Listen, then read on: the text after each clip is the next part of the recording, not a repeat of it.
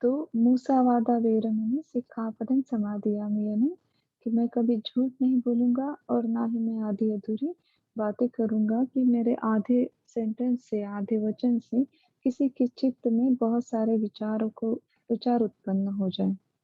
तो इसे कहते हैं मूसावादा वीरमणि सिक्खापदं समादियामि। अब हम जब इस संसार में हम इस सांसारिक जीवन में जीते हैं, तो बहुत सारे लोगों की ये कंप्लेंट होती है, एक तकरार ऐसी होती है कि ये शील जो है वो फैमिली लाइफ में फॉलो नहीं हो सकता है। हम बिज़नेस करते हैं, हम नौकरी करते हैं, हम घर में होते हैं, हम परिवार में होते हैं, सोसाइटी में होते हैं, तो इस शील का पालन नहीं हो सकता है। लेकिन सोचिए, अगर बुद्ध कहते हैं कि ये शील सांसारिक जीवन के लिए ही है, संसार में रहने वाले जीव के लिए ही ये शील है, तो बुद्ध ने भी इसके बारे में तो सोचा होगा। बुद्ध ने भी इसको पूरी तरह से सोच समझ कर इस शील को यहाँ पे स्थापित किया होगा पंचशील में। तो पंचशील में जब बुद्ध ने इस शील को स्थापित किया है, तो इसके पीछे बहुत बड़ा कारण है। जब हम कहते हैं कि मूसावादा वेरमणि सिक्खापदं समादियामि, मैं कभी आधी-अधूरी बात नहीं करूँगा, मैं कभी झूठ नहीं बोलूँगा, मैं किसी को अपने वचन से नहीं फँसाऊँगा। इस तरह से जब हम प्रतिज्ञा लेते हैं, तो इस शील को पंचशील में स्थापित करने के पीछे बुद्ध का यही उद्देश्य है कि हम हमारी पारमिताओं को पूर्ण कर अरहंत फल को प्राप्त करें। क्योंकि सत्य एक पारमी भी है, सच्च पारमी। अभी जब हमने सुना कि सच्च पारमी संपन्ना, सच्च उपपारमी संपन्ना, सच्च परमत्त पारमी संपन्ना। तो जो 10 पारमिताएँ हैं, 10 परिपूर्णताएँ हैं, अरहंत फल की प्राप्ति के लिए, इवन अरहंत मग्ग के लिए, अरहंत मार्ग के लिए, तो हमें इस 10 पारमिताओं से जाना पड़ता है और 10 पारमिताओं में से कोई भी एक पारमी अगर हम परिपूर्ण नहीं कर सकते, तो हम कभी भी अरहंत मग्ग और अरहंत फल के पास नहीं जा सकते। तो जब हम अरहंत फल को प्राप्त करने के लिए हमें सच्च पारमी को परिपूर्ण करना है, तो इसी के लिए अभी हमें पंचशील से शुरुआत करनी पड़ती है। तो इसीलिए भगवान बुद्ध ने पंचशील में 10 पारमिताओं को परिपूर्ण किया है। जब कोई इंसान पंचशील में परिपूर्ण होता है, वो बहुत आसानी के साथ में 10 पारमिताओं को पूर्ण कर जाता है। हम कहेंगे कि कैसे पंचशील में 10 पारमिताएँ हैं? तो जब हम कहते हैं कि 10 पारमिताओं में जब हमारी पारमिता रहती है, हमें दान करना है, हमें शील को धारण करना है, हमें हमारी ऊर्जा को परिपूर्ण करना है, हमें अधिष्ठान करना है, हमें मुदिता रखनी है, मेत्ता रखनी है, हमें सत्य पारमी को पूर्ण करना है। तो ये सारे पंचशील में है, ये 10 पारमिताएँ। जब हम कहते हैं पानातिपाता वेरमणि सिक्खापदं समादियामि, तो इसमें हमें किसी के जीव को दान करना पड़ता है, किसी के जीवन को सुरक्षित रखना पड़ता है, तो इसमें हमारी हर दान पारमी पूर्ण हो जाती है। जब हम कहते हैं अदिन्न दाना वेरमणि, जिसमें भी हमारी दान पारमी पूर्ण हो जाती है, क्योंकि ना हम दूसरों के प्रॉपर्टी को कोई नुकसान करते हैं, ना खुद की प्रॉपर्टी को नुकसान होने देते हैं। इससे हमारा चित्त शुद्ध होने लगता है और हमारे चित्त में दान के लिए हमारा चित्त परिपूर्णता से तैयार होता है। जब हम अदम्य दानशील को पालन करते हैं कि दूसरों की चीज़ों को हम नुकसान नहीं पहुँचाएँगे, दूसरों की वस्तुओं को हम नहीं चुराएँगे, खुद की संपत्ति को बढ़ाने के लिए हम दूसरों की संपत्ति को हानि नहीं करेंगे। तो इस तरह से जब हम चित्त में अधिष्ठान करते हैं, तो चित्त में दान के लिए भी चित्त तैयार होता है। जिस तरह से हम हमारे खुद की संपत्ति को प्रोटेक्ट करते हैं, खुद चाहते हैं कि हमारी संपत्ति को कोई नुकसान ना हो, तो जब-जब हम किसी ज़रूरतमंद को देखते हैं, तब हमारे चित्त में दान के लिए भावना उत्पन्न होती है। तो इस तरह से हमारी दान पारमी पूर्ण होती है। तो शील पारमी तो है ही कि उसमें हमारे पंचशील को पूर्ण किया जाता है। उसके बाद में प्रज्ञा पारमी है। जब हम शील को परिपूर्णता से फॉलो करने लगेंगे, तो अपने आप हमारे चित्त में प्रज्ञा जाग उठेगी। तो प्रज्ञा पारमी पूर्ण होगी। इस तरह से इस 10 पारमिताओं को भगवान बुद्ध ने पंचशील में रखा है, पंचशील में संग्रहित किया है।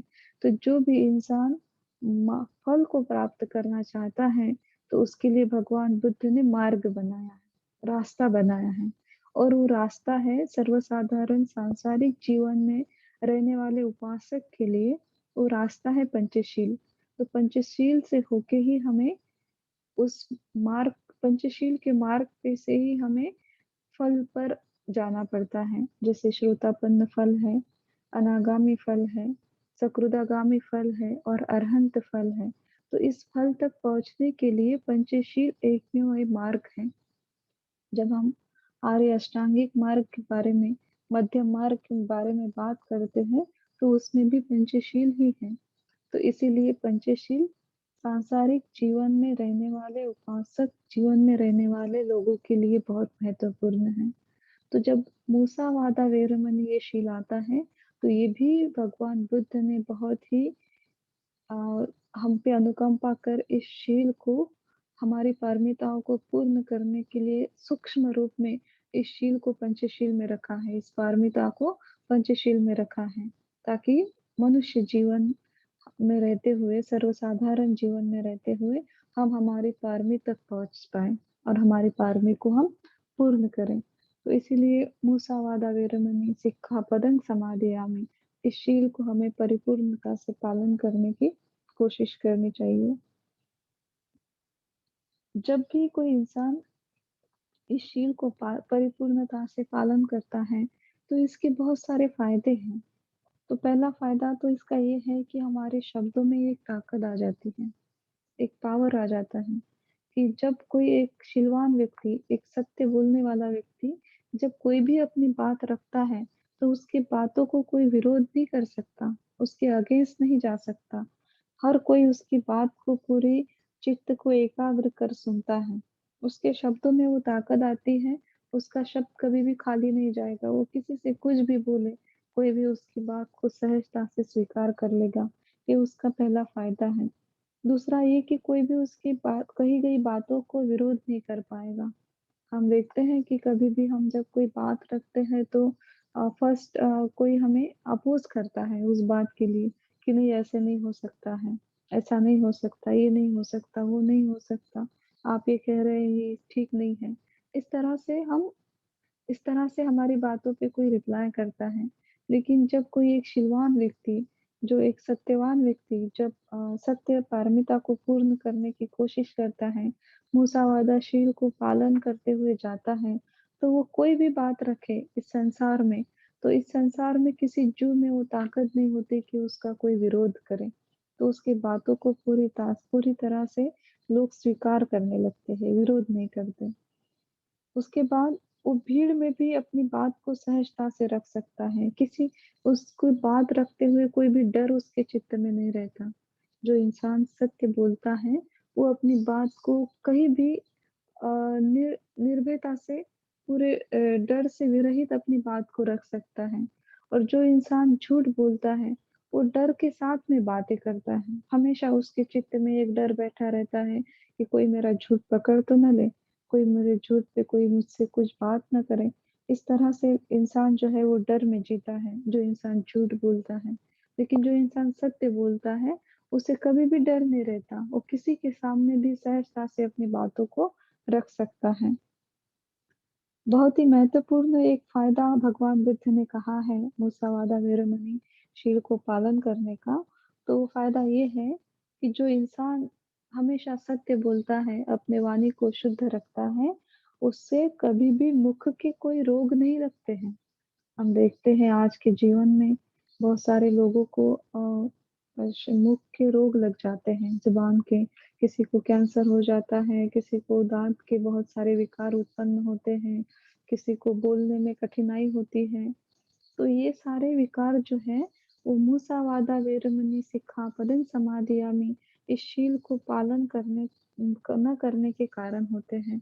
तो बुद्ध कहते हैं जो लोग मूसावादा वेरमणि सिक्खापदं समादियामि, इस शील को पालन करते हैं, उनको कभी भी मुख्य रोग नहीं लगते हैं। ये बुद्ध वचन है। हम इसकी अनुभव भी ले सकते हैं कि जो भी इंसान सत्य बोलता है उसको कभी भी मुख के रोग नहीं लगते। उसकी ज़ुबान निर्वाण तक हमेशा स्ट्रॉन्ग रहती है। उसके कभी दाँत नहीं गिरते, दाँतों का कभी उसको रोग नहीं लगता। मृत्यु के समय तक उसके दाँत जो है वो मजबूत रहते हैं। और जो इंसान सत्य बोलता है, उसे हर जगह पे सम्मान मिलता है।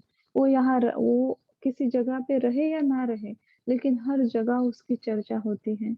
हम देखते हैं कि अगर कोई शीलवान व्यक्ति है, सत्य बोलने वाला व्यक्ति है और उसके बारे में अगर कोई एक इंसान बुरा बोल रहा है, उसके बारे में कुछ अनाप-शनाप बोल रहा है, तो 10 लोग वहाँ इकट्ठे आके बोलते हैं उस सत्यवान इंसान के बारे में कि नहीं-नहीं, वो इंसान ऐसे नहीं कर सकता। कोई इंसान ऐसे नहीं बोल सकता।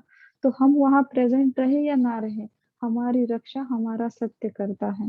हमारा सत्य वचन करता है कि जब हम सत्य बोलते हैं, तो हमेशा धम्म जो है हमारी रक्षा करता है। इस तरह से भगवान बुद्ध ने मुसावादा वेरमणि के फ़ायदे बताए हैं। और जो इंसान इस शील को परिपूर्णता से पालन करता है, उसके शब्दों में एक अलग-सी मिठास होती है। हर कोई इंसान उसके शब्द को सुन के मंत्रमुग्ध होता है। हर किसी को लगता है कि हम बस उसकी वाणी को हम सुनते जाएँ। उसके वचन में बहुत मधुरता उत्पन्न होती है, बहुत सौम्यता उत्पन्न होती है। और जो भी इंसान दुःख में हो या बहुत गुस्से में हो, अगर एक शीलवान, एक सत्य बोलने वाला इंसान उससे बात करे या उसकी वाणी को एक दुःख में रहने वाला इंसान अगर सुने, तो उसके चित्त को बहुत आधार मिलता है और वो अपने दुःख को भुला सकता है उस सत्य वचन बोलने वाले इंसान के वचन को सुन के इंसान दुःख से दूर जा सकता है, दूसरे इंसान को वो धीर दे सकता है, संयम दे सकता है। इस तरह से असत्य वचन बोलने वाले इंसान की वाणी में वो ताकत आ जाती है। तो जो इंसान सत्य नहीं बोलते जो इंसान हमेशा झूठ बोलते हैं, उसके लिए क्या है? तो बुद्ध ने कहा है, जो इंसान इस शील को ब्रेक करते हैं, तोड़ते हैं, तो उनके नुकसान ये है कि उनके शब्दों में कभी ताकत नहीं रहती। वो कभी कुछ भी बोले, चाहे वो सत्य भी क्यों ना हो कभी-कभी, लेकिन हर कोई कहता है उसके शब्दों पे कोई यकीन नहीं करता। बोलता है कि ना ये तो ऐसे ही बोला होगा, ये झूठ बोलता है। इस तरह से समाज में उसका प्रचार हो जाता है, कोई भी उसको सम्मान नहीं देता।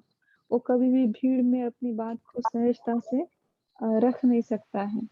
उसमें कॉन्फिडेंस नहीं आता है, आत्मविश्वास नहीं उत्पन्न होता। वो हमेशा डर-डर के अपनी बात बोलता है और जो इंसान सत्य नहीं बोलता, उसके दाँत जो है वो बहुत कमज़ोर हो जाते हैं, उसकी ज़ुबान कमज़ोर हो जाती है, उसको मुख के बहुत सारे रोग उत्पन्न हो जाते हैं। अ, ज़ुबान के बहुत सारे रोग उत्पन्न हो जाते हैं। इतना ही नहीं, अगर एक इंसान अगर हमेशा बहुत बार झूठ बोले, तो उसकी वो आदत लग जाती है कि वो चाहे भी तो कभी सच नहीं बोल सकता। हमेशा वो झूठ ही बोलता है और जो इंसान हमेशा झूठ बोलता है, कंटिन्यू झूठ बोलता है, तो बुद्ध के वचन हैं कि उसकी बोलने की क्षमता जो है वो धीरे-धीरे नष्ट हो जाती है। वो या तो इस जन्म में पूरी तरह से अपनी बोलने की शक्ति को खो देता है या तो फिर अगले जन्म में उसको वाणी ही नहीं मिलती। वो जो विकलांग होते हैं जो बोल नहीं पाते बेज़ुबान करके वो जन्म लेते हैं, वो कभी बोल नहीं पाते, बोलने की शक्ति वो हमेशा के लिए खो देते हैं। क्योंकि इस प्रकृति का एक विनय है, एक नियम है कि इस प्रकृति ने हमें शरीर में जितने भी अंग दिए हैं, उस अंग का अगर हमने सही से उपयोग नहीं किया, तो ये प्रकृति वो सारी चीज़ें हमसे छीन लेते हैं और कभी वापस नहीं देते, कभी भी नहीं। मान लीजिए कि जैसे कि अभी मूसावादा के लिए हम बात कर रहे हैं, तो प्रकृति ने हमें ये ज़ुबान दी है बोलने के लिए। तो क्या बोलने के लिए?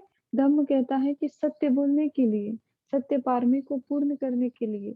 लेकिन जब इंसान अपने लोभ से, अपने मोह से, अपने आसक्ति के कारण जब इसके प्रकृति के विरोध में सब बातें करने लगता है, झूठ बोलने लगता है, किसी को फँसाने लगता है, खुद के लोभ के लिए, खुद के हित के लिए दूसरों को फँसाता है, झूठ बोलता है, तो प्रकृति क्या करती है कि वो अपने बोलने की शक्ति जो है, क्षमता है, वो धीरे-धीरे, धीरे-धीरे करके हमसे छीन लेती है।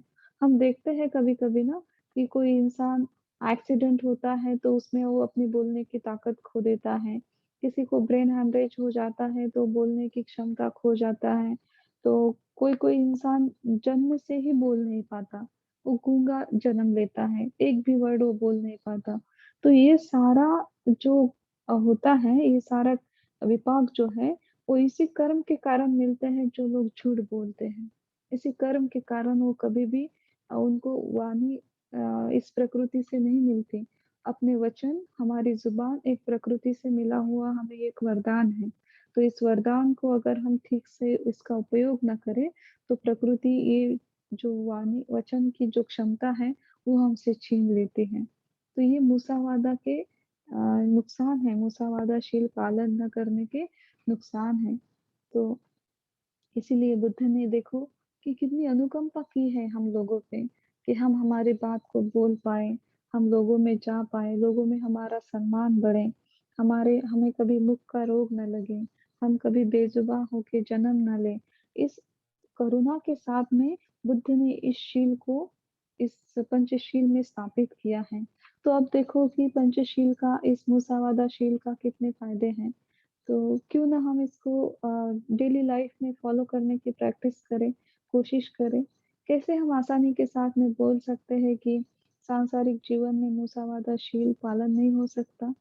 अगर ऐसा आप मानते हो, तो ठीक है, तैयार हो जाइए कि एक ना एक दिन ये ज़ुबान हम ज़रूर खो देंगे। हमेशा मिरर में देखना है, आईने में देखना है, आईने में देख के हमारे जो इंद्रिय हैं, उस सारे इंद्रियों का हमें दर्शन करना है। बुद्ध कहते हैं कि दुर्लभं खन संपत्ति, हमें जो ये खन संपत्ति यानी कि जो हमें ये इंद्रिय मिले हैं, जो भी हमें ये अवयव मिले हैं हमारे शरीर के, वो बहुत दुर्लभ है। हर किसी को ये नहीं मिल सकते। जैसे कि हमें आँखें हैं, नाक है, कान है, हाथ है, पैर है, सारे अंग हैं, सारे अंग से हम परिपूर्ण हैं। तो ये परिपूर्णता हर किसी को नहीं मिल सकती। अपने भी ग्रुप में, अपने समाज में, अपने घर में, अपने शहर में हम बहुत सारे लोग ऐसे देखते हैं वो जो शारीरिक विकलांग हैं, किसी को हाथ नहीं, किसी को पैर नहीं, किसी को आँखें नहीं, तो कोई बोल नहीं सकता, तो कोई सुन नहीं सकता, तो कोई शारीरिक रूप से विकलांग है, कोई मानसिक रूप से विकलांग है।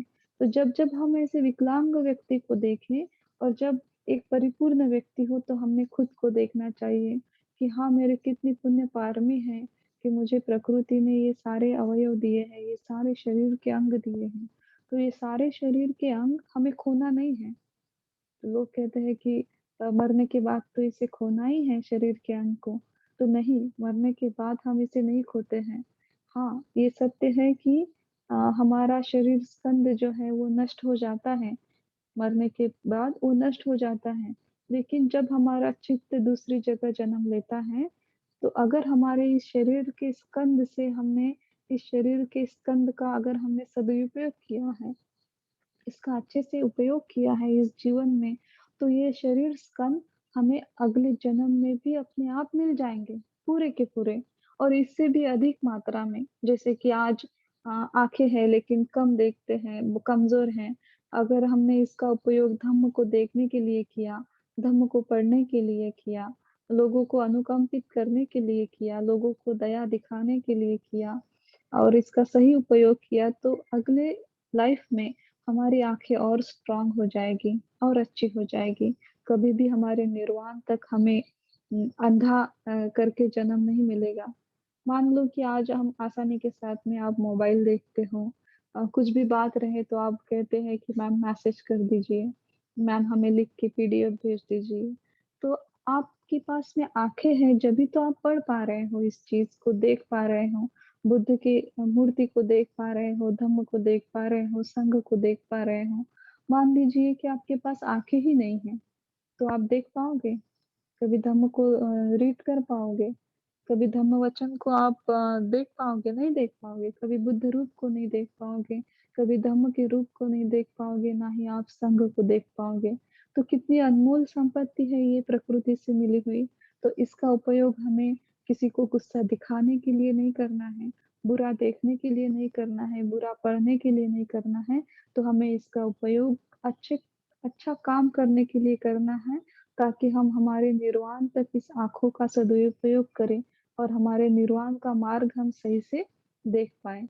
इस तरह से सारे इंद्रिय हैं, हमारे कान हैं, तो कान से बुद्ध कहते हैं कि हमें हमेशा धम्म सुनना चाहिए, हमेशा अच्छी बातें सुननी चाहिए, कभी गलत नहीं सुनना है, ना गलत सुनने के लिए खुद का चित्त उत्पन्न करना है। आज हमारे पास कान हैं, अच्छे हैं पूरी तरह से सुरक्षित हैं, इसके कारण आज हम धम्म सुन पाते हैं। तो धम्म सुनना भी बुद्ध कहते हैं कि दुर्लभ है। दुर्लभम सद्धम्म सवनम, तो सद्धम्म का श्रवण करना कितना दुर्लभ है। तो सोचिए कि जब हमारे पास में सुनने की शक्ति ही ना हो, तो क्या कभी हम धम्म सुन पाएँगे? नहीं सुन पाएँगे ना।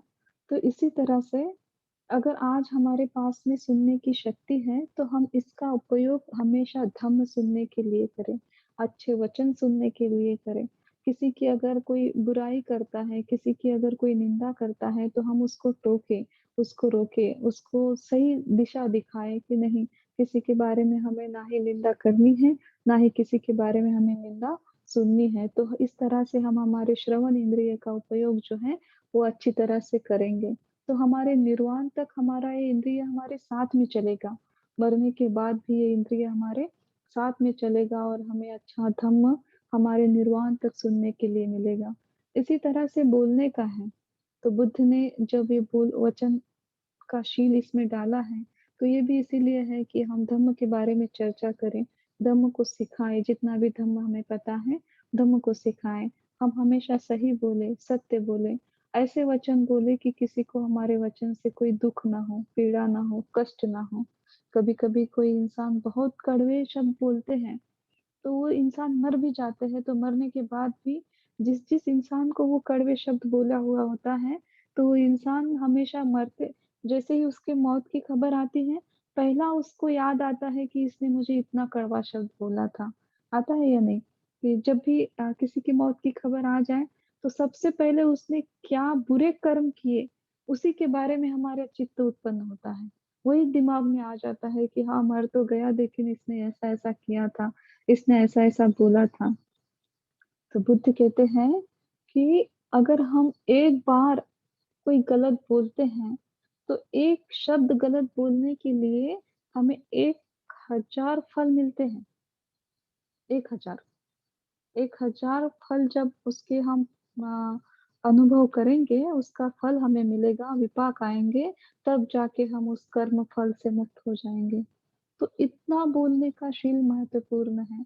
इसीलिए बुद्ध ने मुसावादा में और भी 3 शील आजीवटमक शील में हम सिखाते हैं। आपने भी देखे हैं हमारे ग्रुप में कि हम पिसून वाचा वेरमणि सिक्खापदं समादियामि, परुस्स वाचा वेरमणि सिक्खापदं समादियामि और संफलप्प वाचा वेरमणि सिक्खापदं समादियामि।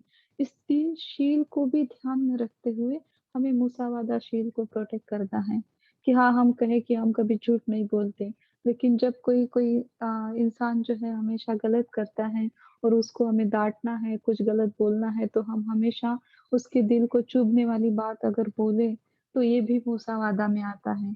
हम अगर ऊँची आवाज़ में बात करें हमारी बात को रखने के लिए, हमारी बात को सत्य साबित करने के लिए, सच साबित करने के लिए, तो वो भी मुसावादा में आता है। अगर हम व्यर्थ बड़बड़ करें हम जानबूझ के ऐसे बातें करते बैठे कि उसमें कोई किसी का हित नहीं है, ना खुद का हित है, उस बात में कोई धम्म नहीं है, तो वो संफलप्प वाचा वेरमणि सिक्खापदं समादियामि, वो भी मुसावादा का ही पार्ट है, वो भी मुसावादाशील में आता है। तो इसीलिए बुद्ध कहते हैं कि अगर आपको चाहिए कि आपकी आपकी वाणी, आपके वचन हमेशा प्रखर रहे, सुंदर रहे, आपको कभी भी मुख के कोई रोग ना लगे, तो आपको ये शील परिपूर्णता से पालन करना पड़ेगा, चाहे आप किसी भी कंडीशन में हों, किसी भी परिस्थिति में हों। अगर आपने अधिष्ठान कर दिया कि हर एक परिस्थिति में आपको अपने शील को सुरक्षित रखना है, तो बुद्ध, धम्म, संघ भी आपको ऐसी परिस्थिति उत्पन्न कर देगा कि आपके शील हमेशा सुरक्षित रखें। चाहे फिर आप कोई बिज़नेस करें, आप कोई उद्योग करें, कोई नौकरी करें या कुछ भी करें, तो उसमें आपका शील अपने आप सुरक्षित होते चला जाएगा, क्योंकि प्रकृति को भी शील की रक्षा करने की प्रकृति की भी ज़िम्मेदारी है। जब हम इस शील को पालन करते हैं, तो प्रकृति भी ऐसी परिस्थितियों को उत्पन्न करती है कि उसमें हम पूरी तरह से सुरक्षित रहें। हम कहते हैं ना कि धम्मं रक्षन्ति रक्षिताः, कि जो कोई भी इंसान धर्म की रक्षा करता है, धर्म उसकी रक्षा करता है। तो अगर हम शील की रक्षा करेंगे, तो शील भी हमारी रक्षा करेंगे। अगर हम रक्षा करेंगे कि हम कभी झूठ नहीं बोलेंगे, तो हम क्या करेंगे? सच की रक्षा करेंगे और सत्य यही सद्धम्म है। तो इस तरह से हम धम्म की रक्षा कर रहे हैं। तो अगर हम सत्य बोल के, झूठ ना बोल के अगर हम धम्म की रक्षा कर रहे हैं, तो धम्म भी हमारी अपने आप रक्षा करेगा। हमें कभी भी कोई ऐसी परिस्थिति में धम्म नहीं डाल देगा, जहाँ हमें झूठ बोलना पड़े। कभी भी हमें ऐसा बिज़नेस नहीं करवाएगा, जहाँ हमें झूठ बोलना पड़े।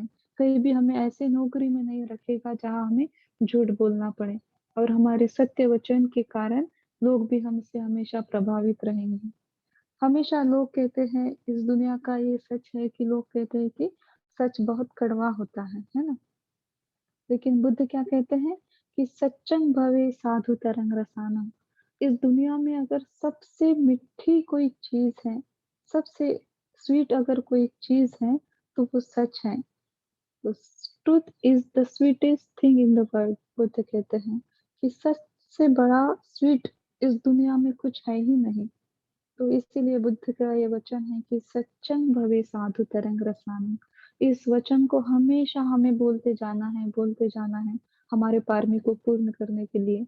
जब जब ऐसी परिस्थिति उत्पन्न हो कि हमें झूठ बोलने की जरूरत पड़े, तो इस लाइन को हमेशा प्रोनाउंस करना है अपने हार्ट में। सच्चं भवे साधु तरंग रसानम, सच्चं भवे साधु तरंग रसानम। जब आप ऐसे बोलते जाओगे, तो धम्म आपकी रक्षा करेगा। ये सब बुद्ध बनने के बाद ही नहीं किया है। बुद्ध बनने से पहले कितने तो भी जन्म में बुद्ध ने इस सत्य पारमी को पूर्ण किया है, तब जाके वो बुद्ध बने। बुद्ध बनने से पहले बुद्ध को इस 10 पारमी को पूर्ण करना पड़ता है। जब वो बोधिसत्व थे, उससे पहले भी उन्होंने इस पारमी को पूर्ण किया है। तो बुद्ध ने नहीं, जो स्त्री बुद्ध को जन्म देती है, तो उस स्त्री को भी इस पारमी को 1 कल्प तक, सॉरी, 1 कल्प तक पूर्ण करना पड़ता है।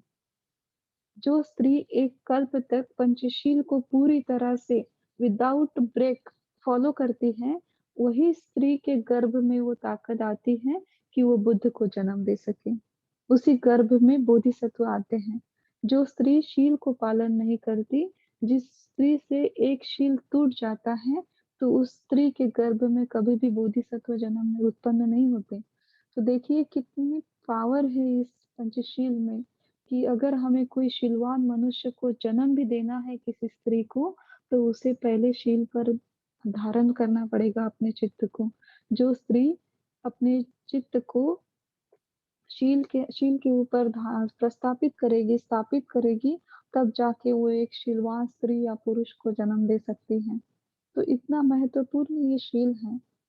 बुद्ध ने इस शील को कितने तो भी कल्पों तक पूरी प्रामाणिकता से फॉलो किया है, पालन किया है, कभी भी उसको ब्रेक नहीं किया। इसीलिए बुद्ध के वचन में वो ताकत आ गई थी, और बुद्ध ने जो भी वचन बोले हैं, वो धम्म स्कंद हो गए। इसीलिए आज 84,000 जो धम्म स्कंद उत्पन्न हुए हैं, बुद्ध का हर एक वचन है उसमें। बुद्ध जो भी बोलते थे वो धम्म बन जाता था। और वो धम्म कैसे था? ये सत्य धम्म था, इसीलिए उस सत्य धम्म को अकालिक धम्म कहते हैं। जब हम धम्म गुण बोलते हैं ना, कि संदिग्धिको अकालिको ये ही पस्तिको उपनायको, तो ये जो है ये धम्म गुण है।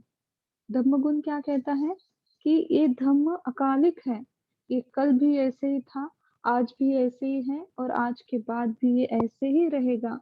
चाहे कितनी भी पृथ्वी चेंज हो जाए, पूरी पूरी पूरी ये सृष्टि चेंज हो जाए, पंचशील कभी चेंज नहीं होने वाले। हम अगर देखें 2500 साल पहले बुद्ध ने ये पंचशील सांसारिक जीवन के लिए दिए थे। आज भी हम देखते हैं कि आज भी उस पंचशील की उतनी ही जरूरत है, और आज के बाद भी पंचशील की उतनी ही जरूरत होगी। तो कितनी दृष्टि थी, कितनी अनुकंपा थी भगवान बुद्ध की, कि भगवान बुद्ध ने भूत में भी देखा, वर्तमान में भी देखा और भविष्य में भी देखा कि किस तरह से मैं मेरे इस संसार के जीवों को सुरक्षित रख पाऊँगा। तो कितनी बड़ी अनुकंपा थी बुद्ध के पास, कितनी बड़ी करुणा थी। हम तो हमारे बच्चों को जब सुरक्षित रखने की लिए सोचते हैं तो देखते हैं कि कब इसके लिए हम अच्छा-सा घर बनाएँ, कब इसको नौकरी लगे और कब इसकी शादी हो, कब इसके बच्चे हों। यही तक हमारी अनुकंपा रहती है बच्चों के लिए। लेकिन हमारी अनुकंपा ये नहीं कि हमारा बच्चा जब मर जाएगा और दूसरे जन्म में जाएगा, तो वहाँ तक हमारी अनुकंपा, हमारी करुणा अपने बच्चे के साथ में नहीं रहती। हम मर जाएँगे, तो सारी अनुकंपा भी, सारी करुणा, सारी दया भी खत्म हो जाएगी। अब हम कहेंगे कि ऐसे कैसे कि हम जब मर जाएँगे तो बच्चे के लिए कि कौन से ऐसे माँ-बाप हैं कि बच्चे के लिए उनके चित्त में दया नहीं, करुणा नहीं है। अगर बच्चे के लिए दया और करुणा मरने के बाद भी होती, तो कोई भी माँ बच्चों को जन्म देने के बाद मर नहीं जाती। उसके चित्त में दया और करुणा होती तो वो खुद को जीवित रखती कि नहीं मेरा बच्चा मेरे मरने के बाद उसका क्या होगा? कोई भी इंसान किसी को छोड़ के नहीं जाता कि मैं इसको छोड़ के जाऊँगा तो इसका क्या होगा? है ना? तो बुद्ध की अनुकंपा देखो, बुद्ध तो जानते थे कि बुद्ध का निर्वाण तो फिक्स था। लेकिन बुद्ध ने देखा कि ये जो जीव सृष्टि है, ये भव चक्र में पुनः-पुनः हर बार जन्म लेगी। तो हर बार जन्म लेगी तो हर जन्म में ये सुरक्षित रहे। इसलिए बुद्ध ने इतनी बड़ी करुणा दिखाई कि हर जन्म में सुरक्षित रहने के लिए अकालिक धम्म को स्थापित किया। अकालिक प्रॉपर्टी हमें दी कि ऐसी संपत्ति भगवान बुद्ध ने हमें दी कि हर जन्म में हम उसको कैरी कर सकते हैं। हर जन्म में उसको लेके जा सकते हैं। हम हमारे बच्चों को अकालिक संपत्ति दे सकते हैं क्या? नहीं दे सकते। अगर हमने हमारे बच्चों को नौकरी दे दी, घर दे दिया, बंगला दे दी, गाड़ी दे दी, अगर किसी कारणवश हमारा बेटा-बेटी मर जाए, तो क्या वो प्रॉपर्टी वो अपने साथ लेके जा सकते हैं? नहीं लेके जा सकते। लेकिन बुद्ध एक ऐसे पिता थे, एक ऐसे व्यक्ति थे, एक ऐसी माता थे कि उन्होंने अपने बच्चों को, सारे जीवों को अपने बच्चों की तरह प्यार किया और उस सारे बच्चों को एक ऐसी संपत्ति दी कि वो हर जन्म में उसको लेके जा सकते हैं। तो कैसे लेके जाएँगे उसको? पालन करके, उसको संजो के जब हम रखेंगे, जभी हम उसको लेके जाएँगे। अगर हम चाहते हैं कि हर जीवन में हम सुरक्षित रहें, हर जन्म में हमें पूरा शारीरिक अवयव हमें प्राप्त हो, हर जन्म में हमें सुख और संपत्ति का लाभ मिले, तो हमें ये पंचशील को पूरी तरह से अपने अंदर समा के रखना होगा, हमारे चित्त में उसको पैक करना होगा। तो इतना महत्वपूर्ण ये मूसावादा वीरमणि सिक्खापदं समादियामि ये शील है। बुद्ध जो भी वचन बोलते थे, जो भी बुद्ध के वचन में इतनी ताकत थी कि बुद्ध के हर शब्द के साथ में एक लाइट निकलता था, एक लाइट। इतना वो प्रकाशमान था वो लाइट कि बुद्ध अगर चाहे जहाँ चाहे, वहाँ तक बुद्ध अपने वचन को भेज सकते थे। बुद्ध की वाणी वहाँ तक जा सकती थी। जैसे कि हम जब बात करते हैं तो हमारी आवाज़ किसी थोड़े बहुत अंतर तक ही जा सकती है। या फिर हमें अगर बहुत सारा बड़ा हॉल है, हमें बात करनी है तो हमें माइक की ज़रूरत पड़ती है ना? लोगों तक हमारी बात पहुँचाने के लिए। लेकिन उस समय तो कोई माइक नहीं था, कुछ नहीं था। लेकिन बुद्ध के वचन 2000 भिक्षु अगर एक साथ बुद्ध के वचन सुन रहे हैं, तो पहले नंबर के भिक्षु को जिस तरह से बुद्ध के वचन सुनाई देते थे, वैसे ही वचन 2000वें नंबर पे अगर कोई इंसान बैठा है, तो वहाँ भी बुद्ध के वचन वैसे के वैसे सुनाई देते थे। यही नहीं तो पूरे ब्रह्मांड में ये जितनी भी जीव सृष्टि है, जो इंसान चाहता था, जो जीव चाहता था कि हम बुद्ध के वचन को सुने, इवन देवता भी और अमनुष्य भी, प्राणी भी, सारे जीव सृष्टि में बुद्ध के वचन हमेशा उसी लय में, उसी आवाज में, उसी प्रखरता के साथ में सुनाई देते थे। क्योंकि बुद्ध के हर शब्द के साथ में एक लाइट निकलता था और उस लाइट के प्रभाव से बुद्ध के वचन हर कोई आसानी के साथ में सुन सकता था। इतनी बुद्ध के वचन में ताकत थी और वो ताकत क्यों आई? यही शील के कारण। बुद्ध का ये शील बहुत ही परिपक्व था। मुसावादा वेरमणि सिक्खापदं समादयामि। और बुद्ध ने अपनी सत्य परमत्त पारमी को पूर्ण किया था। यही नहीं कि सत्य पारमी को पूर्ण किया, ना ही उसके बाद बुद्ध ने सत्य उपपारमी को पूर्ण किया और सत्य परमत्त पारमी को भी बुद्ध ने पूर्ण किया। तो जो इंसान सत्य परमत्त पारमी को पूर्ण करता है, उसके वचन से हमेशा एक लाइट निकलता है और उस लाइट के कारण उसका जो सत्य है वो सारे ब्रह्मांड में स्थापित होता है। इसीलिए बुद्ध का जो सत्य धम्म था, वो सारे ब्रह्मांड में स्थापित हो गया, इस प्रकृति में स्थापित हो गया। तो इतना महत्वपूर्ण ये मूसावादा वीरमणि सिक्खापदं समादियामि ये शील है। तो अगर आप भी चाहें कि ये आपकी संपत्ति कभी भी आपसे कोई छीन ना ले, आपके बोलने की जो ताकत है, बोलने की आपकी एक संपत्ति है, इस संपत्ति को अगर कोई ना छीन पाए, तो आपको इस शील को परिपूर्णता से पालन करना पड़ेगा। हमेशा सच्चं भवे साधुतरंग रसानंग, इस सूत्र को पठन करना पड़ेगा। जब कभी भी ऐसी परिस्थिति आए कि आपको बोलने की ज़रूरत पड़ती है, तो उस समय आपने बुद्ध धम्म संघ को अपने चित्त में शरण जाना है और कहना है कि हे भगवान, अभी ऐसी जो परिस्थिति उत्पन्न हुई है, यहाँ हमें धम्म हमारी रक्षा करें, संघ हमारी रक्षा करें और इस परिस्थिति से हमें बाहर निकाले। तो 100% वहाँ से धम्म आपकी रक्षा करेगा और आपको कभी भी झूठ बोलने की ज़रूरत नहीं पड़ेगी और आपका शील परिपूर्णता से सुरक्षित रहेगा और आपकी पारमी भी परिपूर्ण होगी। तो जब कभी आप किसी इंसान को देखो कि जिसको मुँह के ज़ुबान के रोग लग चुके हैं और कोई बोल नहीं पाता है, कोई बोलने में हकलाता है, तो ऐसे इंसान को जब भी आप देखो तो चित्त में मैत्री दो कि इसने तो अपने शील को ब्रेक करके अपनी खुद की ऐसी स्थिति कर ली है। तो ये इस जो स्थिति में ये इंसान है, जिस दुःख में है, इस दुःख में भी वो अपने चौथे शील को परिपूर्णता से पालन करने में यशस्वी हो जाए।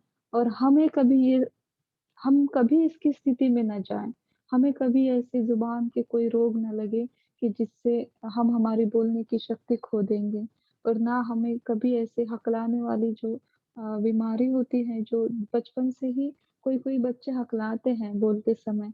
तो ये सारा जो है वो इसी कर्म का विपाक है। जो लोग झूठ बोलते हैं, वो हमेशा हकलाते हैं। जो नहीं भी हकलाते हैं, वो भी इंसान को हम देखते हैं जीवन में कि जो इंसान हकलाते नहीं हैं, अच्छे बोल पाते हैं, लेकिन जब कभी भी वो झूठ बोलते हैं, झूठ बोलते समय हम ठीक से बोल नहीं पाते। हमारी जो वचन है वो हमेशा ब्रेक ब्रेक होके जाते हैं। सीधी सेंटेंस हम कभी बोल नहीं पाते। कभी आपने इसका अनुभव किया होगा, जब कभी भी झूठ बोलने की स्थिति उत्पन्न हुई है तो हम ब्रेक ब्रेक से बोलते हैं। तो देखो प्रकृति में कितना पावर है कि हम झूठ कभी भी ठीक से बोल नहीं पाते।